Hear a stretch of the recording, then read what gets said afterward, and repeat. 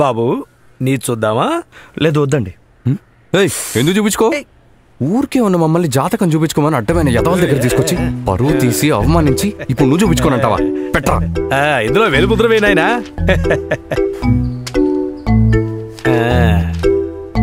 రే dummy గడికి బాగా చెప్తే నేను ఆత్మహత్య చేసుకుంటాను రా. ఉండండి, లోపలికి వెళ్ళి వస్తాను. ఈశ్వర. సో మా వివాహ యోగం పెళ్ళొకటే తక్కువ ఇప్పుడు మనకి. రాఘవా, జీప్ పగిలిపోద్ది, కాసేపు మూసుకునుండు. లేదే ఈశ్వర. బాబు జాతకం ఇక్కడున్న తాళపత్రాల్లో లేదు.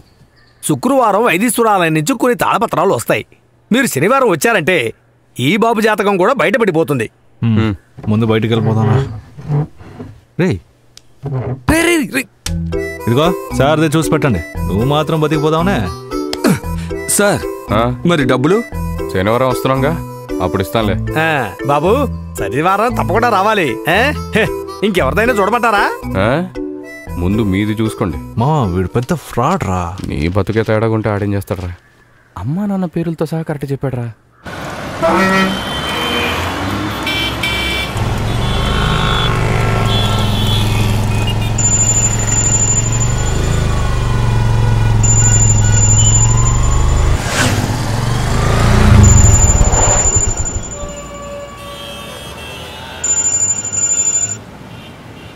హలో చెప్పండి. ఏమండి చాలా దూరం వచ్చేసానండి, ఇంకోసారి వస్తాను. ఏమండి దీని గురించి 30 కిలోమీటర్లు వెనక్కి రావడం కుదరదండి. శనివారం వస్తాను. హలో హలో ఏంటి మీరు చెప్పేది వినిపించలేదండి. హలో హలో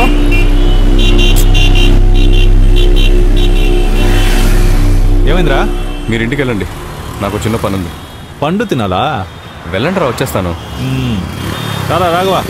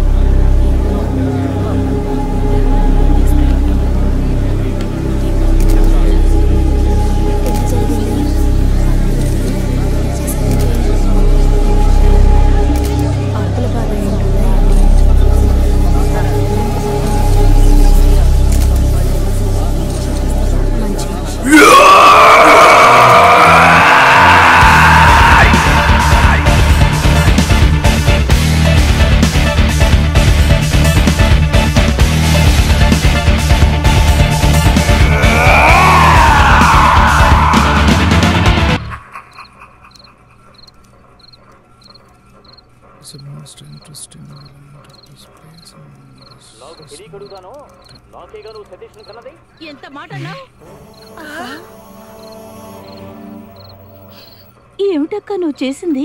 రేయ్ ఏంట్రా మీరు ఆడాళ్ళకి సీరియల్ మీద పడ్డారు? రే ఇట్రా ఒకటి చూపిస్తా. ఏంటి డిమాంటి కాలనీయా? రే అసలు అక్కడ ఏం జరిగిందిరా?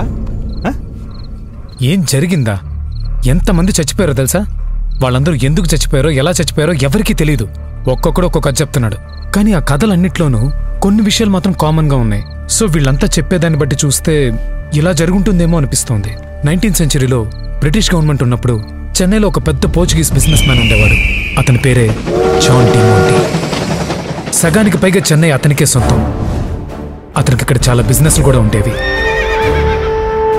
తన వైఫ్ బర్త్డేకి ఒక స్పెషల్ గిఫ్ట్ ఇవ్వడం కోసం ఎక్కడెక్కడి నుంచో నగలు తయారు చేసే వాళ్ళని పిలిపించి ఒక కాస్ట్లీ చైన్ తయారు చేయించాడు. సరిగ్గా అదే సమయానికి ఆరోగ్యం బాగోలేని తన భార్య మతిస్థిమితం కోల్పోయింది. ఈ విషయాన్ని పోర్చుగల్లో ఉన్న తన కొడుక్కి తెలియజేయాలని ఒక కబురు పంపాడు. ఇండియాకి బయలుదేరిన తన కొడుకు దారిలో ఒక ప్రమాదంలో చనిపోయాడు. దాంతో డిప్రెషన్లోకి వెళ్ళిపోయిన డిమాంటి తన దేశానికి తిరిగి వెళ్ళిపోదామని నిర్ణయించుకుని ఇండియాలోని తన ఆస్తులను అమ్మడానికి బయలుదేరాడు.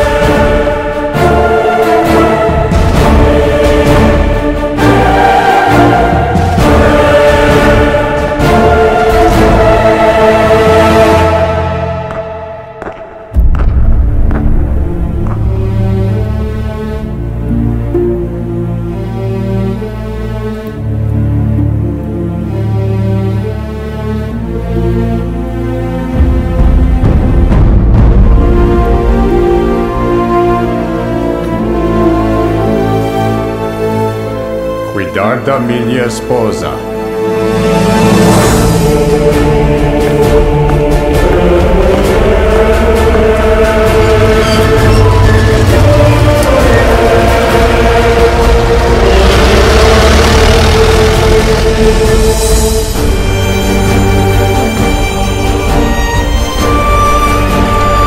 కోల్కతాలో ఉన్న తన ఆస్తులన్నింటినీ అమ్మేసి 5 నెలల తర్వాత డిమాంటి చెన్నైకి తిరిగి వచ్చాడు.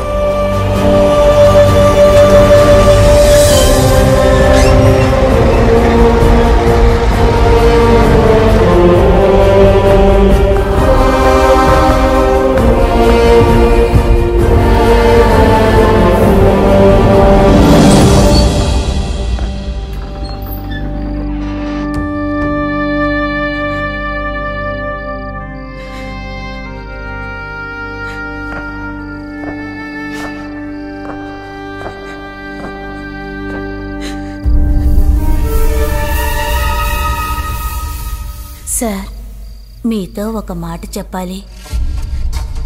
మేడంకి కొద్ది రోజులుగా జ్వరంగా ఉంది సార్. ఫీవర్, తరచూ వాంతులు కూడా అవుతున్నాయి. నేను మందులు ఇస్తూనే ఉన్నాను, ఇంకా నయం కాలేదు. Senhor, ela está muito doente y Sacramento nas últimas 2 semanas. Demos todos os medicamentos, mas nenhuma melhoria. ఇలా చూడండి sir.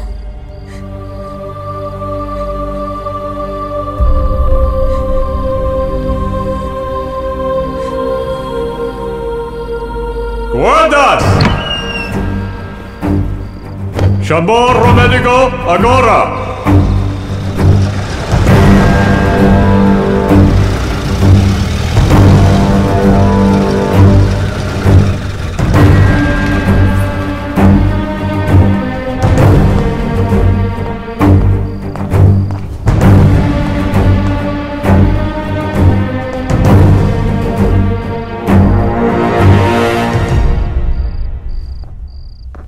Vos pode dixar.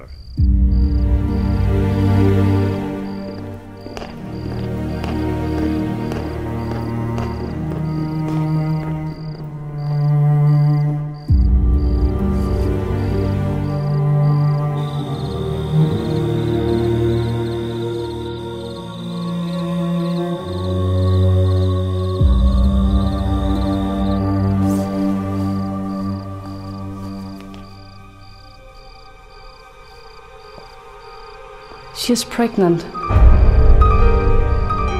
Her uterus is completely infected and bleeding. It looks like a rape. An open surgery has to be done to remove the uterus. Else, her life is at stake.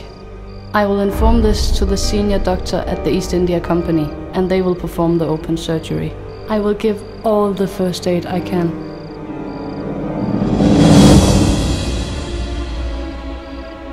Neither my wife nor the news about her situation will leave this house. Whatever treatment that has to be done will be done here in my house. This is against my profession. I cannot leave her in this situation. తన భార్య అత్యాచారానికి గురైందని తెలుసుకుని మానసికంగా దెబ్బతిన్న డిమాంటి ఈ విషయం బయటికి తెలియకూడదని డాక్టర్ని ఎంతో బతిమలాడాడు. కానీ తన భార్య ప్రాణాలు కాపాడాలంటే బయటికి తీసుకెళ్లి ట్రీట్మెంట్ ఇప్పించక తప్పదని డాక్టర్ ఖచ్చితంగా చెప్పింది.